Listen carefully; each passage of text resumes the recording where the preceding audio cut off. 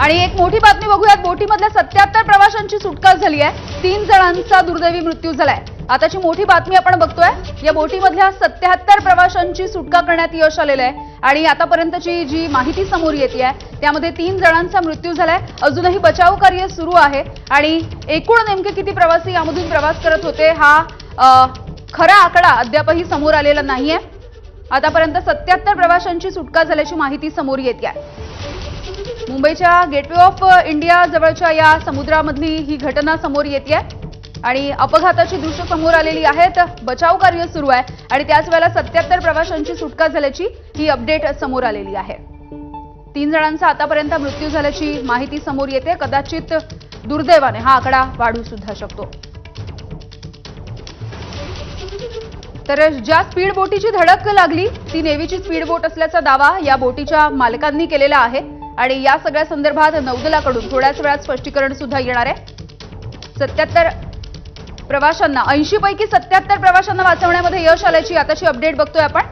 80 प्रवासी होते त्यापैकी 77 प्रवाशांना वाचवण्यामध्ये यश आलंय। या बोटीची कॅपॅसिटी या बोटीची मर्यादा साधारणपणे 130 प्रवासी वाहून घेऊन जाता येतील इतकी होती असंही कळतंय। तर 80 पैकी 77 प्रवासी वाचलेले आहेत, त्यांना वाचवण्यात आतापर्यंत यश आलंय आणि 3 प्रवाशांचा दुर्दैवी मृत्यू झालेला आहे या भीषण अशा दुर्घटनेमध्ये। नीलकमल बोट दुर्घटनेमधली ही सगळ्यात मोठी अपडेट सध्या आपण बघतोय।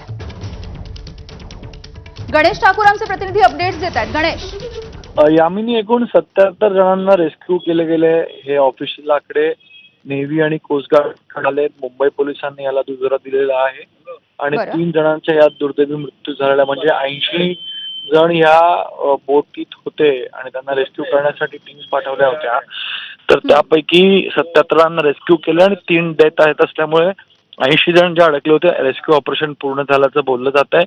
पण तरीही अजून प्रिकॉशनरी मेजर्स म्हणून संबंधित एजन्सीज कडून तिथे पाहणी केली जाते आणि आणखी तिथं पूर्णतः रेस्क्यू ऑपरेशन संपवण्याच्या आधी यांनी एजन्सीज कडनं पुन्हा एकदा कन्फर्मेशन घेतला जातो। मात्र 80 जणांचे आकडे होते, 77 रेस्क्यू केलं, 3 जणांना दुर्दैवी मृत्यू झाल्याचं बोललं जात आहे। अगदी गणेश, हे जे 3 जण मृत्युमुखी पडलेले आहेत त्यामध्ये स्त्रिया आणि पुरुष यांचा आकडा काही कळू शकलेला आहे का? अद्याप नाही। त्यात एक स्त्री असल्याचं बोललं जात आहे, पण प्रशासनाकडनं ऑफिशियल कन्फर्मेशन आल्यानंतरच आपण त्यांच्याबद्दल काही बोलू शकू। पण एक स्त्री त्यात असल्याची माहिती आहे आणि एक लहान मुलाचाही समावेश असल्याचं बोललं जातं, कारण एकाची तब्येत किंवा खूप क्रिटिकल कंडिशन मध्ये असल्याचं व्हिडिओजमध्येच आपण पाहतो आणि त्यात दिसतंय। म्हणून किती महिला, किती पुरुष आणि लहान मुलं आहेत का यामध्ये हे सांगणं सध्या तरी कठीण आहे, पण ऑफिशियल कन्फर्मेशन आल्यावर लगेच आपण आपल्या प्रेक्षकांना त्याची माहिती देऊ।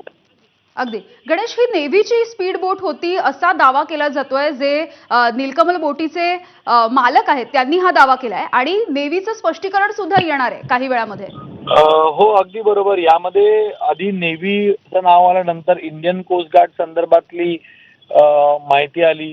तर इंडियन कोस्ट गार्डच्या प्रवक्त्यांशी आम्ही बोललो, त्यांचं म्हणणं आहे की ते अद्याप याबद्दल कोणतंही कन्फर्मेशन देऊ शकत नाही।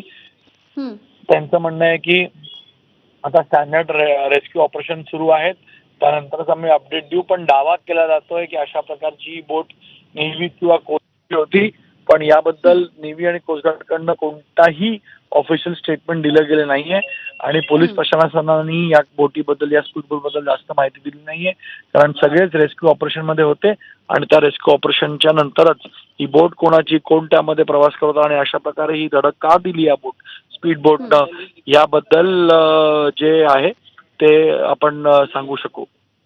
अगदी धन्यवाद गणेश या अपडेटसाठी। तर रेस्क्यू ऑपरेशन पूर्ण झाल्याची प्राथमिक माहिती सध्या समोर येते आहे।